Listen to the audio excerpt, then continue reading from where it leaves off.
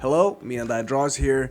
Today I want to talk about a negative thing, a very negative thing that has been happening for a long time on the internet, especially on the Pinterest. And if you're an artist, you're probably very aware of that. It's AI slop flooding the internet, especially Pinterest. But instead of just ranting about how bad everything is and just rage baiting you with this video, I actually want to give a solution to this problem. Because in my opinion, there's actually a little bit of a silver lining that is actually cool. Because this is happening, we can actually use another thing now. We always could have used that, but we didn't because it's more convenient to use this. But let's talk about it in the later section of this video. So what is the problem? Well, let's say you need a reference because you want to draw something today and you need some inspiration. You go to the Pinterest, you open the app, you see around 10 or 20 images depending on how big the monitor screen you have. You click on something and then you click on another thing, and after a few clicks you find something that you like. But wait, something is off. The hand, you see the hand and it has 6 fingers. What the hell is going on? And the creator that uploaded this image has an AI in his name handle. And now around 90% of the images that have been generated with this thing that you have clicked on are also AI now. Yeah, but wait, there's actually more. Now the Pinterest algorithm actually believes that you prefer this kind of content and it's gonna recommend you even more afterwards. But there's actually even more. If you try to block this creator, you're not gonna be able to. You can't block him, but the only thing that is gonna happen when you block him is that you're not gonna be able to follow him and you're not gonna be able to interact with his pins. That's it. The images will still be recommended to you and they will still be visible. There's nothing you can do. So the blocking feature is literally useless. The best thing you can hope for is just not click on an image that is AI, and it's getting harder and harder to do that these days, let's be honest. And this applies to not just art, but also photoreal stuff. In my opinion, that's even worse because you want accurate reference whenever you have something from real life. You want to see the function, you want to even see the anatomy of an animal, for example. So that kind of sucks.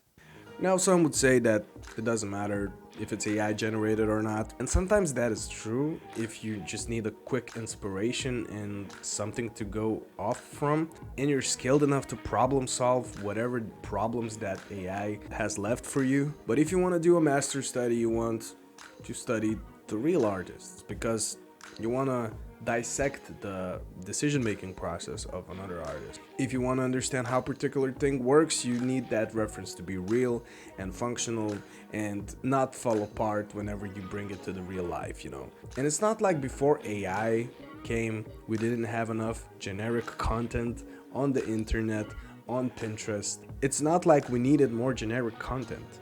I can kind of understand if you want to use AI for something like really specific and you need a quick reference for it. You can generate it offline for yourself and don't post it online. You don't need to flood the internet anymore. It's already flooding. It's an ocean of flood, of slop. So I guess it's kind of obvious, but why is this bad? Well, the first thing is that it only shows the pretty images. It doesn't really show how the thing works. It's because AI doesn't really understand how things work. And we artists kind of need to understand how something works in order to simplify it, in order to understand the function of it. The second thing is that we can't really be 100% sure if the reference is legit or not. We don't know if the anatomy is correct, and we don't know if that thing that has been generated even exists. And the third thing is, by flooding the internet with this AI slop, it lowers the chance for us, the real artists, to be seen even more. And artists are having enough of the bad time past 3 years. Leave us alone. Okay, I'm sure there's a lot more reasons why is this bad, but enough. I want to talk about what you can do about it. But before we do that, let's talk about ArtWad. I want to quickly interrupt this video and talk about ArtWad. I think it's the best online art program that there is from my personal experience. Well, why? Because I've been a student for almost 3 years now, and I think that the results speak for themselves. They got everything. They got courses, they got WODs, which are fun art workouts, they got daily puzzles, they got classrooms, and they have been creating a new roadmap feature, which is super awesome, and let me tell you about it. I've never seen anything like this ever done before with art learning. With this learning, art almost feels like a video game where everything is gamified. You watch the videos, you do these little puzzles and you see how you did because there are answers to every puzzle. You gain experience points, you level up your spatial awareness skills, and yeah, you basically level up your skills as you would level up your character in a World of Warcraft or whatever. And they got a really cool Discord community where I actually lurk all the time, and you can tag me there and just let's have a conversation. Now, Antonio and his team has been kind enough to offer me a partnership and give me an affiliate link. And that affiliate link is special, guys, because it gives you a special discount on the monthly and the quarterly plans that you can't really get anywhere else. So yeah, if you want to support me and also get a better deal, you can use my affiliate link. I will pin it in the comment section as a first comment. And without any further ado, let's jump back into the video.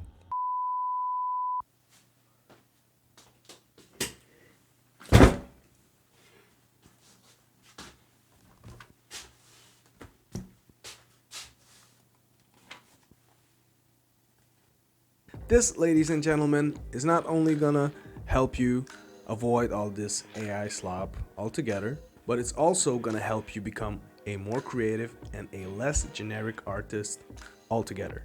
And by the way, it was actually kind of intentional that I put the books here, so you can't see the images generated on Pinterest anymore. Yeah. So yeah, the antidote to the AI slop is books. And books are really cool. Not only you get knowledge, but it's also a physical thing that you can collect, that you can open up and flip through and touch with your own bare hands. I love that. It's not another tab on your Google Chrome that you soon gonna forget about. Leave it open and it's gonna waste RAM on your computer. So let's say you wanna do master studies of your favorite artist. Buy their art books. Do the master studies from the books, not the Pinterest. This way you will know 100% that it's actually done by the artist himself. And not only you will just see images, but you will probably be able to read some text and understand the context of the image and understand maybe even a decision-making process, which is the most important, in my opinion, thing when you're doing the master study. And of course, also this is a way you can support the artist. For functional reference, I really want to recommend encyclopedias. If you want to have an in-depth knowledge of a specific subject, I don't think there's a better way to do it. I would suggest actually checking out your local library and see what they got. I actually found this sea encyclopedia from my local library, and I actually have this personal project for portfolio that I'm working on lately. It's a marine tribe project where I combine cultures with different sea or just ocean or any water beings or any sea life basically. And it's been a lot of fun doing that because I can check and research so many things in this and get inspired by a lot of stuff. There are so many things in here in this one book that I would probably never have seen if I just did a Google search. For anatomy, for example, you can check out Bridgman. I have Bridgman here, and I also have Andrew Loomis. You can check out Andrew Loomis. I really recommend also Michael Hampton, but I don't really have the books yet. Now you can also check out magazines, art magazines in particular, or National Geographic magazines, but this one is an Imagine Effects magazine, an art magazine. In this you can find new up-and-coming artists that are really talented to get inspired from, and also the best artists in the industry. And one more point, if you just need inspiration and you want to create something new, something unique, I would advise you to not look where everybody else is looking, which is in this case Pinterest, but let's talk about books. I wouldn't buy every single book that everybody else is buying. I would try to look for the books myself and not let the algorithm recommendations tell me what to buy. And if you try to find some obscure, weird books, you will probably find some really unique, cool stuff that you can mix together and create something less generic. Now, if you open the art station, for example, and open the popular tab, you will probably see a lot of images that have a very similar vibe to it, a very similar subject matter to it, style that is very similar also. Now, let me be 100% clear. There's nothing particularly wrong with that.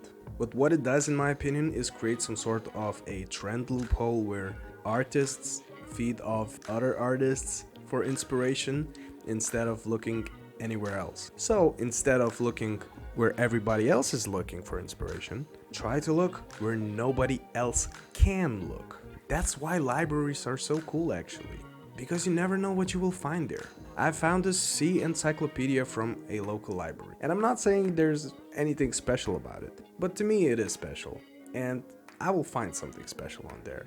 And I would never have found it on the internet. I just came across it by a chance. And it's also free. That's cool. And one more thing before I actually wrap this up.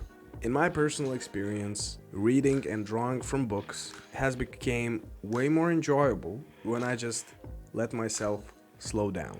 I'm not trying to speed run through every book. I think there's a certain crowd of people that want to read 100 books per year or more, especially the self-improvement type.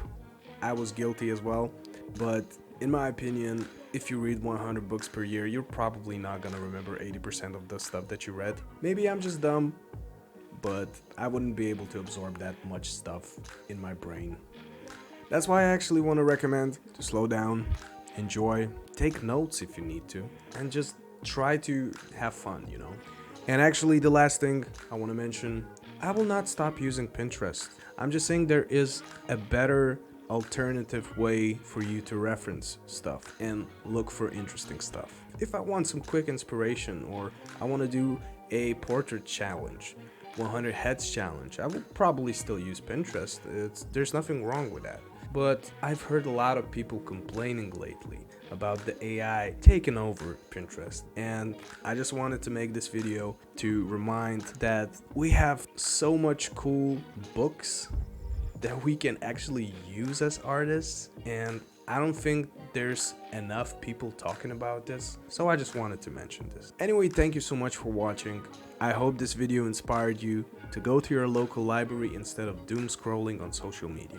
I'm also a musician. You can check out my music.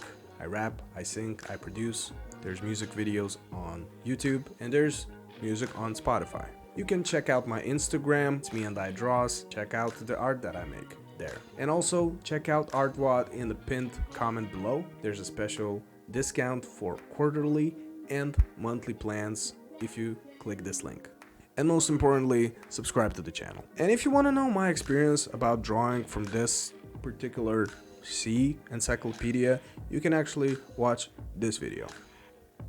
Anyway, go and draw something and stop looking at social media, god damn it.